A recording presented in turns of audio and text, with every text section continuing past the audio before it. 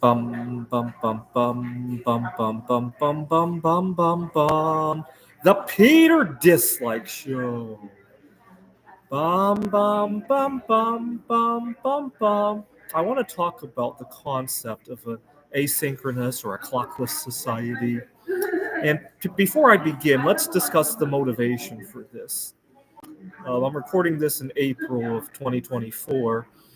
When I was in college, we had a spring break one time. And during the spring break, I actually slept very, very well. There was one caveat, though. And to understand what I mean by I slept really well, I was going to college, and my parents often had a hard time waking me up. It would be 8 o'clock, 9 o'clock, whatever time we needed to head out.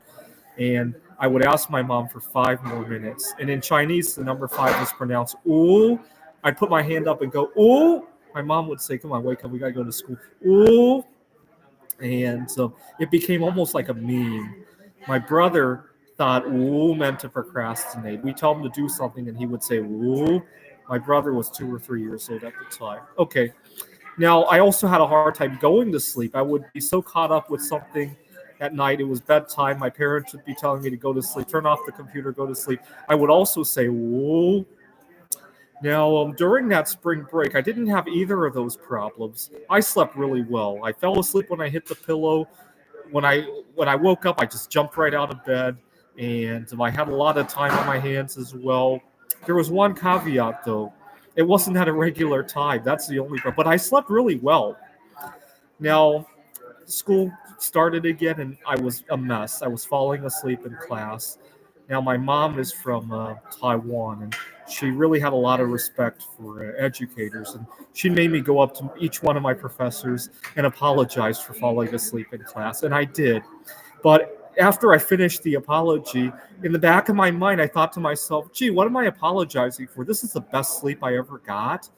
And unfortunately, I won't be able to recharge like that for a few more months. I'm apologizing for taking good care of my health so I can study. Seriously? That's what I thought. And it was very upsetting. Now, fast forward 20 years later, I was on vacation in Kerrville, Texas. And for the first time in a long time, I didn't spend most of my time staring at the time. I actually enjoy, and also I was in tune with my body. I figured out when I needed to eat. I figured out when I needed to sleep. It wasn't on a fixed schedule of any sort, but I was eating really well. I was sleeping really well. I wasn't eating when I didn't want to eat, or vice versa, or not being able to eat because I'm doing something else. And the only day I really looked at the clock was obviously the day of the eclipse. But other than that, I spent the entire 6 days I was there with a clockless mentality. And so it made me wish that I don't despise my job or anything, far from it, but I despise that it has to happen at a schedule. And it made me think about this. So I'm teaching assembly language at the community college now. But we got a lot of other professors, right? What if we could all show up whenever our bodies wanted to? And depending on what time, we all have the ability to teach so many classes anyway, right? Obviously, the students would get a different professor every day, but you know what? You get a well rested professor. I think that's more important than getting the same person every day you come to class, right?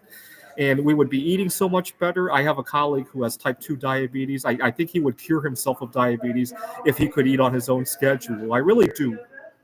And so, let's do another example. Let's say you work at the grocery store. So over here we have a Fry's grocery store that opens, I think, from 7 a.m. to 11 p.m., 16 hours every day. Now imagine, I don't know how many hours the typical grocery worker, there were 20 or 30, whatever it is. Imagine that you got an employee who's working 20 hours, but he's allowed to show up any of those 20 hours, right? You got 16 times 7 hours that the store is open every week, right? What's 16 times 7? And he just has to choose 20 of those hours. Now, would that be chaos? No, it wouldn't be, because other people will choose a different 20 hours. And I think people can figure that out, right? After all, customers don't show up at regular controlled times, right? And the store figures it out, right? When was the last time you went to the store and they were over capacity? I mean, during COVID maybe, but not during normal times, right? When was the last time you had the whole store to yourself, right? Probably never, right? Anyways, I invite you to think of these out. There's probably a lot of things that need to be ironed out, but think about it. No more sleep troubles, no more eating disorders. People would eat a whole lot better.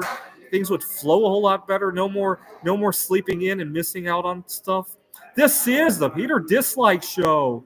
Bum bum bum bum bum bum bum bum bum bum bum bum. The Peter Dislike Show. Bum bum bum bum bum bum bum.